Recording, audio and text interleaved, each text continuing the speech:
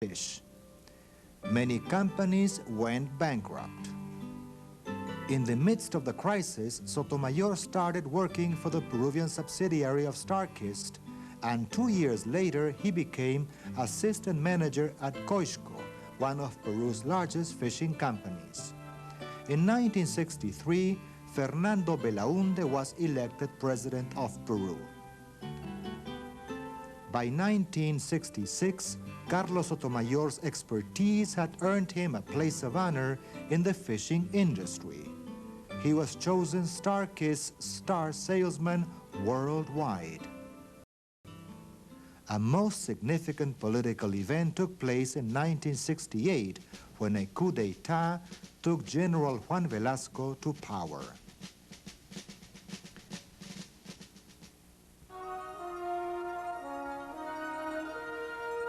Great events were in store for Peru, and particularly in the short term, for the fishing industry.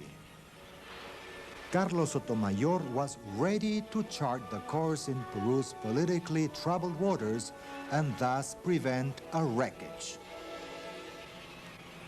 Peru's fishing industry moved to a new historical stage by starting to produce mass quantities of fishmeal, our country's main export product.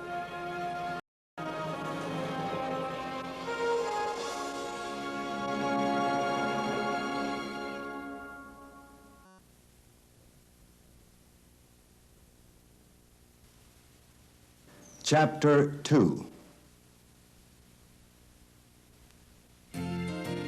From the beginning, the fishing industry was made for businessmen with nerves of steel. In 1941, Peru exported barely 209 tons of dry salted fish. 10 years later, in 1951, according to the same source, exports had grown over 200% to 24,000 tons.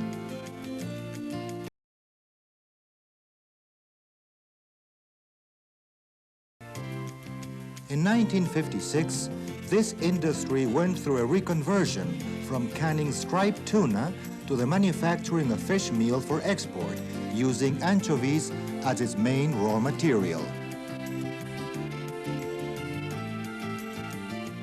Peru entered the world market enthusiastically and audaciously, but lacking experience and without an independent structure to market fish meal and oil.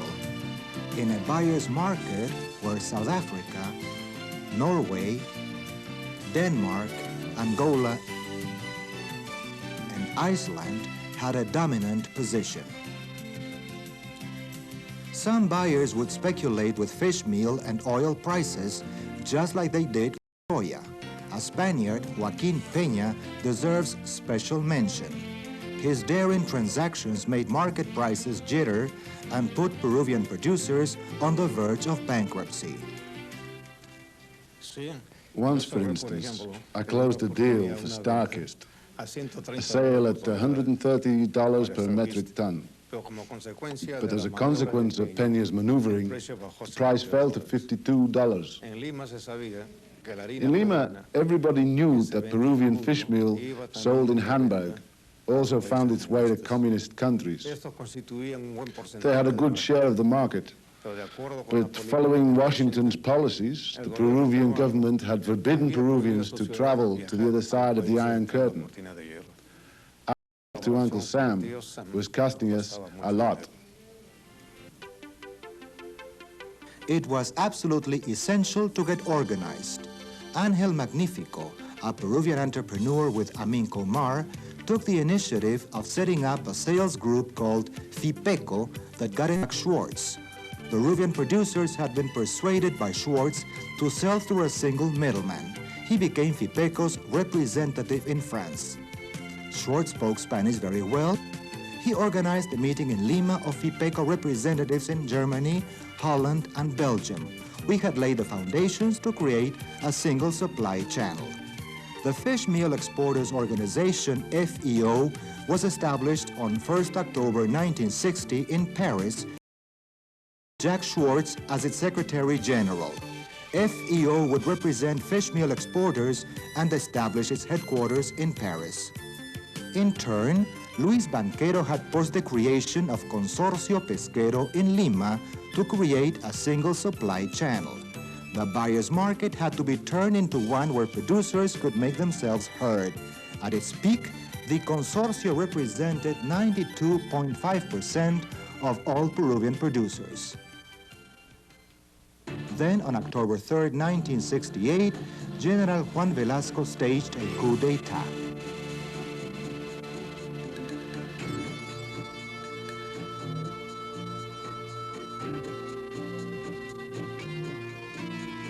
In a way, this was a political and military earthquake. By changing the country's structures, he wanted to modernize and develop Peru. Carlos Sotomayor was appointed executive director of Consorcio Pesquero in 1969. Not much later, the revolutionary government created the Ministry of Fisheries with General Javier Tantalean at its head.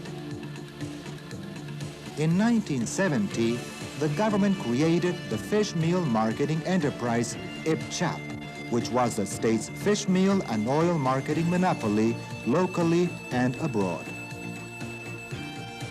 The communist-dominated daily Expresso then started a slander campaign against fisheries entrepreneurs. We found this campaign impossible to explain.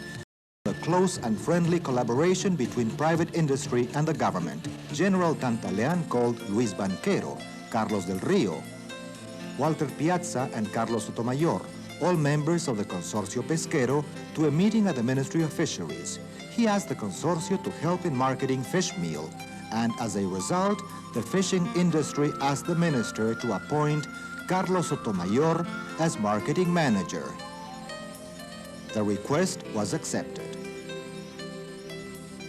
Despite the fact that private industry had lost control of fishmeal and oil marketing, this was proof of the industry's willingness to cooperate with the government. The armed forces thus learned all the details and tricks of the international fisheries products market. Expresso's slander campaign about profit remittances abroad through undervalued exports by Peruvian exporters was completely dismissed. I started to work for what I thought was most important for Peruvian producers. Until then, sales contracts were structured following conditions set by European buyers. We had to write a new standard contract that would protect Peruvian interests.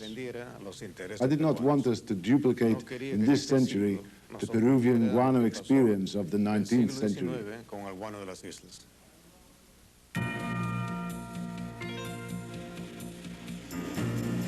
The new contract was based on the following principles.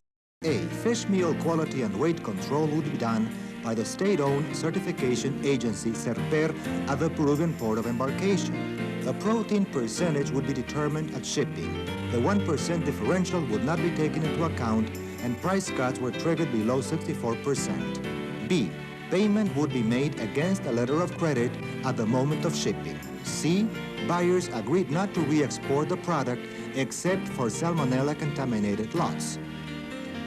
D, producers were allowed to hire ships to send fishmeal to its port of destiny.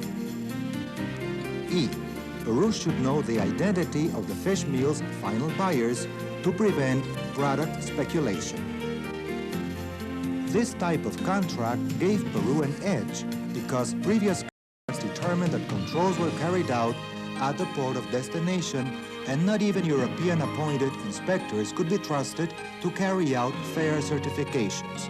Also, payments were postponed until losses and correct protein percentages were determined. Buyers, and especially German ones, organized around an association known as EFAPI, opposed the Peruvian model contract. In the end, they gave in because XXth controlled 100% of sales. The operation was very beneficial to the Peruvian government. For instance, they could use 3 maritime terminals owned by the Consorcio in Wilmington, North Carolina, Stockton, California, and Rotterdam. Once we knew what countries bought Peruvian fishmeal, The next step was to get directly in touch with them. For 6 weeks, exports were paralyzed as buyers dragged their feet to approve the Peruvian model contract. Finally, approval arrived by telex. They requested Luis Banquero to close his Hamburg office. He accepted. Mr. Gildemeister's participation in the process was crucial, thanks to this great influence in Germany. With visas for Austria stamped in our passports, we toured Poland, Czechoslovakia, Hungary, and Yugoslavia. We ran into a problem because we wanted payments in dollars against a letter of credit. At that time, the socialist bloc was reputed to be a bad payment risk. With the participation of Swiss firms, we arrived at a triangular operation. Werner Caraucci was particularly instrumental in this operation. Our first client was Hungary. In 1959, I had been to Yugoslavia. I closed Peru's first direct sale to a communist country. For the first time ever, we talked politics. The Hungarians were interested in opening a trade office in Lima. They told us they wanted to talk to us at the Ministry of Foreign Affairs. If you get Peru to allow Hungary to open a trade office in Lima, then you will buy all the fish meal directly. But ours was a trade mission, not a political one.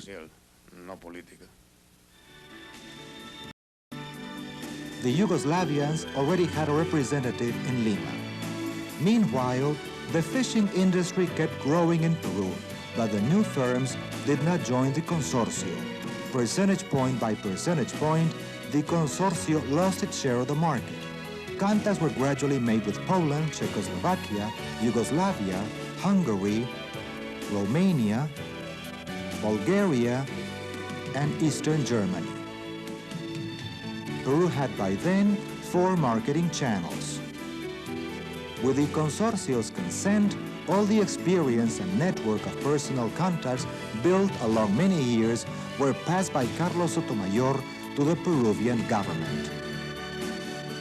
The fisheries entrepreneurs put cards face up on the table. I was in Venice when I got a call from General de Anderas, FCHAP's executive director. Go to the USSR, probe them, and see if we can sell fishmeal. I knew it was a very important mission. There was a large fishmeal and oil stock, and the government needed hard currency urgently. I left for Moscow all by myself. The Russians also produced and sold fishmeal. I did the necessary research and went back to Lima with my report. We ministered Tantalian. We took on a long tour to sell the fishmeal surplus stockpiled in our ports. First, we were in the USSR, which we thought would be the great buyer. Every time he had a chance, the interpreter asked us, "Where do you stand politically? What is that full participation you talk about? You hold you are neither communist nor capitalist. What are you then?" Government officials in the Soviet Union and other socialist countries asked the same questions over and over again. We were received by Mr. Ishmov, the Soviet Minister of Fisheries. We were terribly disappointed. He bought 10,000 tons, no more. I was not interested in the political side of this mission. It was none of my business. The rumor had it that the Russians were not interested in fishmeal, which they also manufactured. What they wanted was authorization for the Soviet fleet to fish in the Peruvian Sea. For their part, the Peruvian military were looking for new markets to break loose from economic dependence. The Russians were not interested in or were not concerned with this matter. Their priority was to open the richest part of the Pacific Ocean to their fishing fleet.